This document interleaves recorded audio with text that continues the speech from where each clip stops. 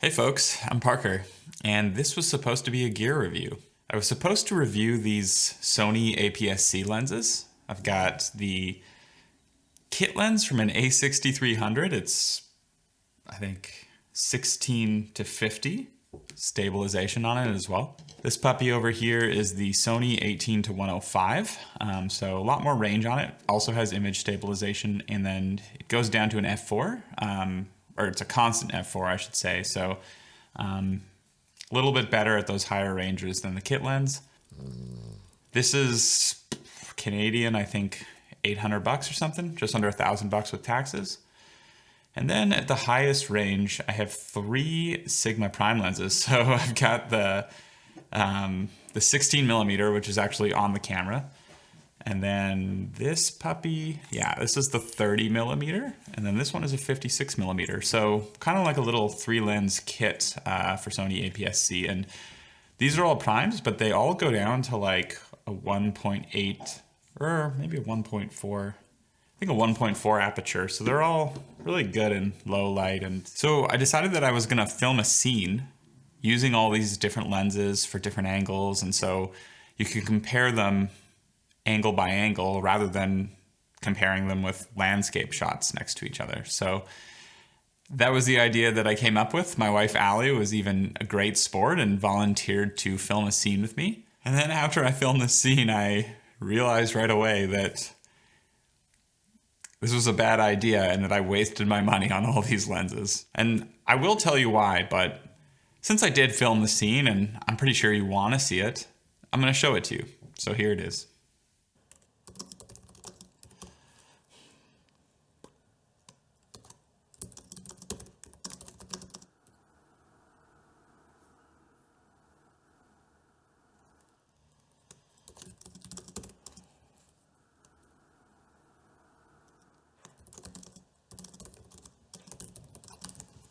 Nope, I don't want to hear it. I'm about to enter the second act. This is a foreclosure notice. No more warnings. Good writers aren't actually slaves to their mortgages, so... That's because I'm the slave. I go to work every day and I come home exhausted, and I'm still the one that's going to end up homeless. I need your help. Well, honey, I'm sorry. When I get a publishing deal, I'll just buy us a house in cash, so don't worry.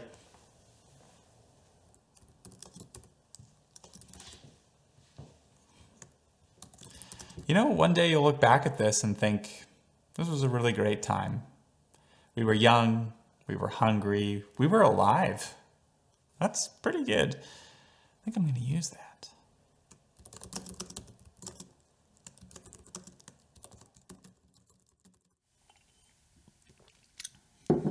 It's kind of interesting, right? I mean, you can tell the difference between the shots, but are the Sigma lenses really worth $1,500 of difference, or even the Sony lens, $1,000? I realized that the shots on the Sigma lenses were no better than the shots on the kit lens when I was looking at a whole scene. Sure, they were a little bit sharper, or the bokeh was better or whatever, but they did no justice to how good or bad that scene was. I should be clear as well, it has nothing to do with Allie's acting. She was a total champ the whole time.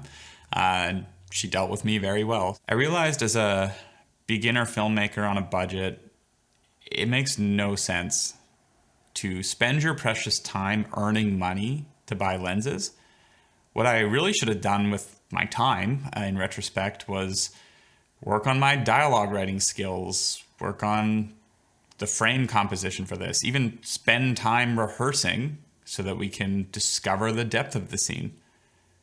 I can guarantee you that if I spent my time doing any of those things, it would have been better than the time I spent earning these lenses. And that stuff only requires time. I don't have to spend any money. So if you don't have the means of earning money with your time, you can always spend your time improving your craft. I recently shot a solo short film called The World's Finest Ghostwriter, and I took this 18 to 105, slapped that on the camera because it's the easiest one to use alone. It covers a lot of focal distance, and then I forgot about it. I spent the rest of my energy focusing on trying to create a good story. Before you go, I want to make it clear that buying lenses isn't just a bad thing to do. There even are some lenses that will have an artistic effect on your film. If you buy a vintage lens, it will have like a mood to it even. But what I'm trying to say is that buying lenses is so much less important than working on your craft as a beginner filmmaker. Be strict on yourself. Set a benchmark before you'll allow yourself to upgrade your gear. You could say, I'm gonna make 5 short films before I upgrade my kit lens. And then I can guarantee that when you've made those 5 short films, you'll be like, oh, I'm so glad that I did that rather than waste money like Parker and just buy the lenses first. I can guarantee you'll think that. And then when you buy the lenses after, you can make better films with them. I hope you enjoyed this video and that you learned from my mistake. But if you're still not quite convinced that lenses are minimally important, let me ask you, what lens was your favorite movie shot on? Thanks for watching.